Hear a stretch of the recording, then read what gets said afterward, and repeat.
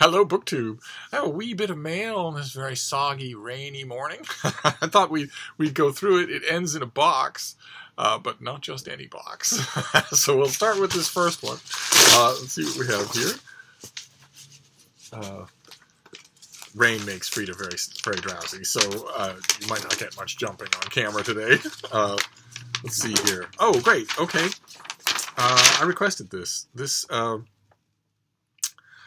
This seemed interesting to me, promising. This is Hold Fast Your Crown by Yannick Heinel. It's a novel of some sort. It comes out in April, so quite some time from now. In his first novel set in the United States, acclaimed author Yannick Heinel pens a novel perfect for fans of Jonathan Safran Foer and Michael Chabon, touching the real and the fantastic in full breadth. In a whimsical novel that reads like a Wes Anderson film, this book is about an exasperated writer who composes an exhaustive and brilliant screenplay about the life of Herman Melville that absolutely no producer is interested in. He has an elaborate idea of persuading legendary filmmaker Michael Cimino of Heaven's Gate and The Deer Hunter to sign on and produce, and miraculously acquires his phone number, flies to New York for a day to meet with him, and then endures months of silence. His existence dissipates into a routine of obsessively watching Apocalypse Now and waiting for a hidden sign to come to him in the film. Getting drunk in his apartment, maintaining his suspicions of two shady, mustachioed men who are checking up on him, and dog-sitting a Dalmatian named Sabat. An increasingly bizarre but captivating adventure ensues that takes him from Paris to New York and finally Italy. And that seems like it has a lot of anecdotes. Who is this author when he's at home? He's the author of several novels. And I guess this is his first one to be published in America. So it comes out in April. It sounds, that kind of zany quest novel always appeals to me. And by April, I will be back to reading fiction, and I will be back to reading, of course, I'll be full in the swing of 2019 books. My God, how many 2019 titles will I have read by April? Oh my. Who knows what the fiction landscape will be like in 2019? I have no idea. But anyway, let's move on. We have a cardboard package here. Oh, a little more energy going there. Yes. Yes. Woo. All right. Oh, okay, great. I requested this. You never know. You never know if books like this are going to be any good. I myself read them all. This is by Anthony McCartan, and it is The Pope, Benedict, Francis, and the Decision That Shook the World. A pope who retires. Not at all a common thing. Let's see here. In February 2013, Pope Benedict XVI did what no pope had done in hundreds of years. He resigned, leaving the world with two living popes for the first time since 1415. The Church's choice of Cardinal Jorge Bergoglio of Argentina, who would become Pope Francis, left even more unanswered questions. Pope Benedict had been a traditionalist, and Pope Francis was more progressive. Why did Benedict walk away at the height of power, knowing his successor might be someone who might undo his legacy? How did Francis, who used to ride the bus to work back in his native Buenos Aires, adjust to life as leader of 1 billion followers?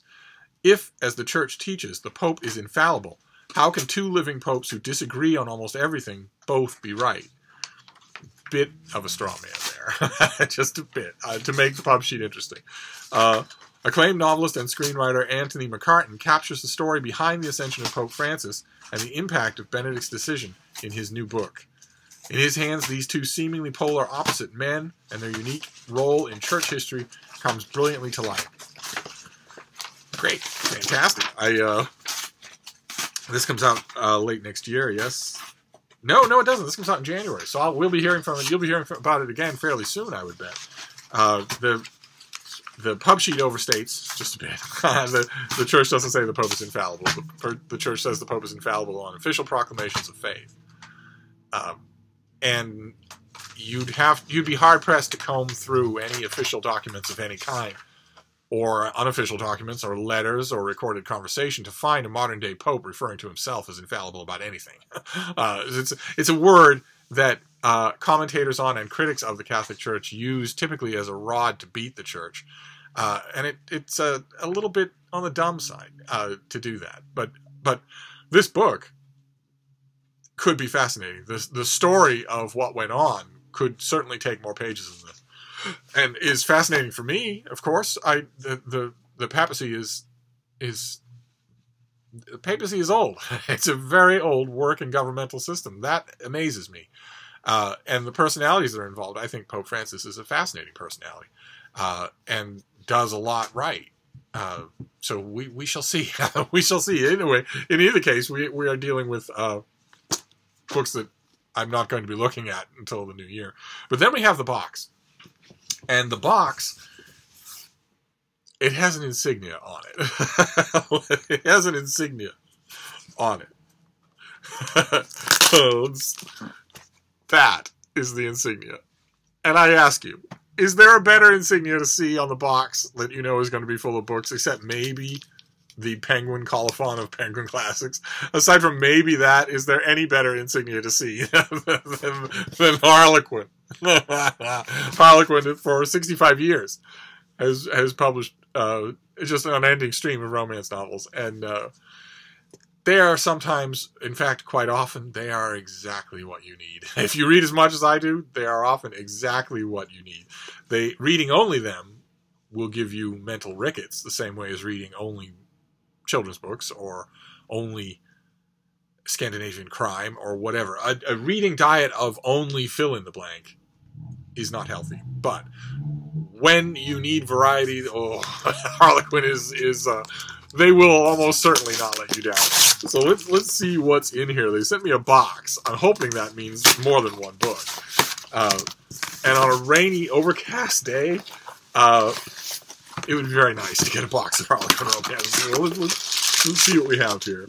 Oh, it is. It's a box of Harlequin romances. All right, fantastic. So what have we got? And do I have a... Is this... Oh, gross. No. All right. I don't have any pub sheets. Box, babe? It's a romance box. Oh, well, you're not supposed to examine it, Frida. You're either in or you're not. So let's see what we have here. It's 3 romances from Harlequin. All right, so the first one is The Christmas Sisters by Sarah Morgan. And what have we got here? In the snowy highlands of Scotland, Susan McBride, good Lord, I used to know someone by that name, is dreaming of the perfect cozy Christmas. Her 3 adopted daughters are coming home for the holidays, and she can't wait to see them, but tensions are running high. What leads me to believe that all 3 daughters are going to find romance in the Scottish Highlands?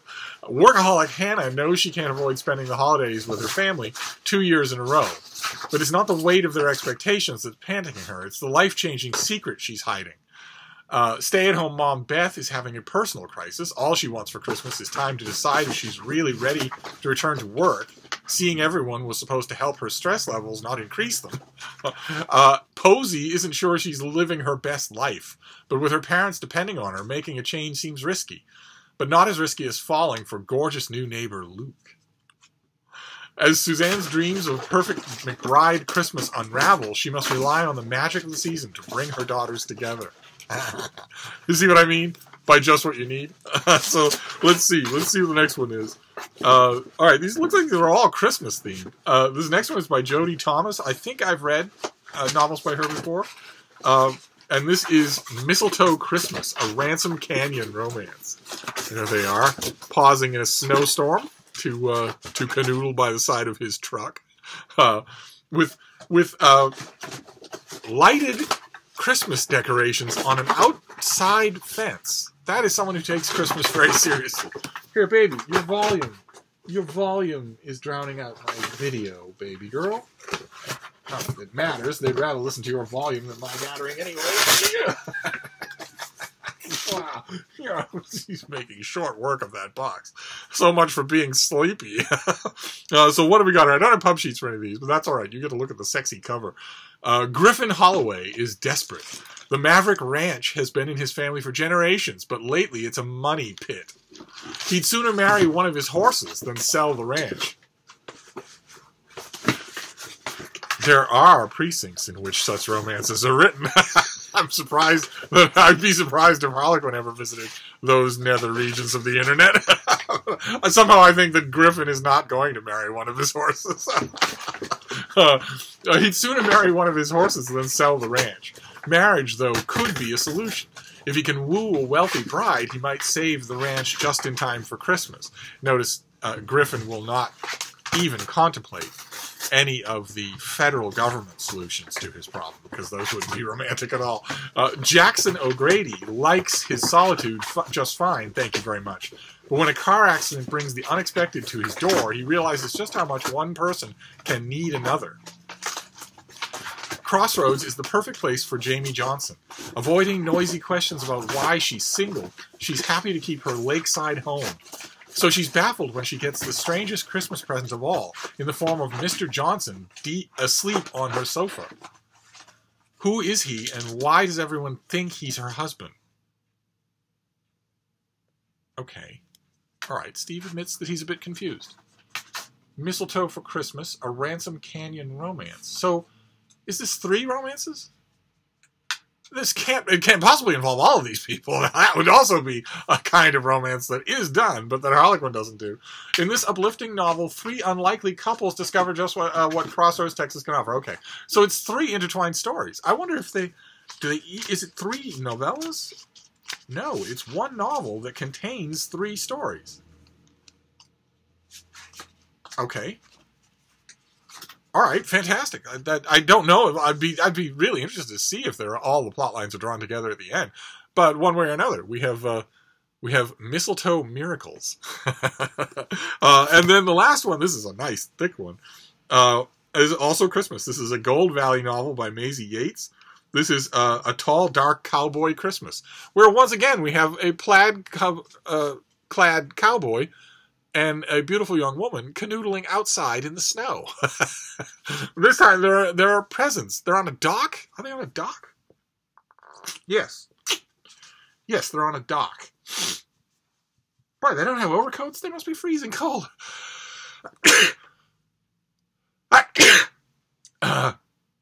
Okay, well, anyway, what have we got here? This is a tall, dark cowboy Christmas. Boy, oh boy, these last 3. There's a romance channel on BookTube, Steeped in Books, that is well worth your time. I'll leave a link to her channel down below. She just hit 1,000 subscribers. Richly deserved. She ought to be up at 5,000 or 6,000 subscribers. Romance publicists love her channel. I have spread around generously the link to it. They love it because she does my favorite kind of. I mean, there are all kinds of BookTube, and there are lots of different viable models of BookTube. But she does my favorite kind, where she just gets in front of the camera and talks about books, and mostly romances, and wonderfully, invitingly. She also has the whole putting pictures up on the screen. I wish I could do that. This is the best I can do. Anyway, what have we got here? It's Christmas in Gold Valley, and this wounded widower is about to get another shot at love. Okay, all right. Wounded widower ought to have warned the blurb writer away from a shot at love. It is extremely maladroit to have both of those in the same line. But anyway, let's see. Grant Dodge. Oh, these people are named Seymour. Grant Dodge didn't expect to find a woman sleeping in an abandoned cabin on his family ranch. You never do. If he's not careful, he'll end up married 5 times. Or to find her so intriguing. Unlike every other woman in town, McKenna Tate, her name is McKenna Tate, doesn't know Grant's a widower. There's no pity in the looks she gives him. McKenna wants him, and Grant has forgotten what it's like to feel like a man. A no-strings fling for Christmas might be the kind of holiday cheer Grant needs. With only a suitcase to her name, McKenna comes to Gold Valley to confront her birth father. She didn't plan to work at the Dodge Ranch or to fall for gorgeous cowboy who keeps his heart roped off, but there's no denying the way their broken hearts fit together. Hope brought her to Gold Valley, but will it be the gift that could finally heal Grant and McKenna's own wounded heart? And this includes an extra story, an extra novella, Snowed In with the Cowboy. But the main story, a tall, dark cowboy for Christmas, sounds like it's going to be a fairly standard model for especially contemporary romances, where both the man and the woman are emotional basket cases. Both of them are. Whereas in my beloved Regency romances, it's usually the man only. And in contemporary romances, I've found that writers will often ladle out pain in all directions in order to make the healing all the more enjoyable. It's actually one of the aspects of contemporary romances that I like the most, is that unlike historical romances, which tend to be, generally speaking, tend to be for fun, I've noticed that contemporary romance authors don't spare their characters at all. A lot of them don't. I mean, some of them are still very much for fun, but some of them, it sounds like this might be one of the ones where the characters aren't spared at all. They're put through the ringer, and that does make the eventual, inevitable happy ending more satisfying, more of a payoff. But I'll be reading eagerly either way, because this is a blast of romance novels. Fantastic. All right, so that's our mail haul, rainy morning mail haul. Don't know how much more mail there'll be, but we have a history of the change of popes in our lifetime, history made in our lifetime that had not been seen in the world in centuries. So that'll be fascinating, even if the author does, I suspect, from the length of the thing, that the author will do a fairly cursory job. But I'll be interested in reading it anyway, because it's living history. If you're a fan of history like I am, you love it every time living history is made, even when it's negative. And then Hold Fast Your Crown by Yannick Heinel, an English-language translation of a popular author, but I get the impression this is his first foray into an English reading public. So we shall see. It's a madcap artistic quest novel. Those appeal to Steve. And then a trio of Harlequin romance. We have The Christmas Sisters. We have Mistletoe Miracles, 3 stories, and we'll see if they're interconnected at the end, and a thicker novel called A Tall Dark Cowboy Christmas, which is partially thicker because it contains a novella of an extra story. But again, the perfect gamut. This Christmas Sisters seems like just fun, where the heartbreaks are temporary and very surface level, and the other 2 seem more like wounded souls finding each other, which is they're both templates of romance that I can really get behind. So I will probably be dipping in to one of the cowboy romances today. but there's plenty of other reading to do. Oh my God, I am forging ahead. I am making progress in December, because I have finally decided, those of you who are in the least bit interested, I have finally decided to sort of start anyway to tentatively cut my ties with October, that epic October that just had no end in sight. I have finally decided that if I have to stop letting it tyrannize my Catholic sense of guilt, or I won't do November and especially December the justice that they deserve. So I've started to forge beyond, and that feels great. It feels like I had ankle weights that I've taken off. I can't praise October's publishing schedule highly enough. The number of great books that came out in October, but it was so enormous that I have had a hard time digesting it and getting it out of my system. And now I think I have. So I'm going to start to concentrate on. I'm hoping that these romances are all November releases. I'm hoping that they are. I don't have any pub sheets, so I don't know for sure, but I'll look it up and see. But anyway, a box from Harlequin. Let's hope that's a start of something that continues. But anyway, I will wrap this up, but I will see you soon. Thank you, BookTube.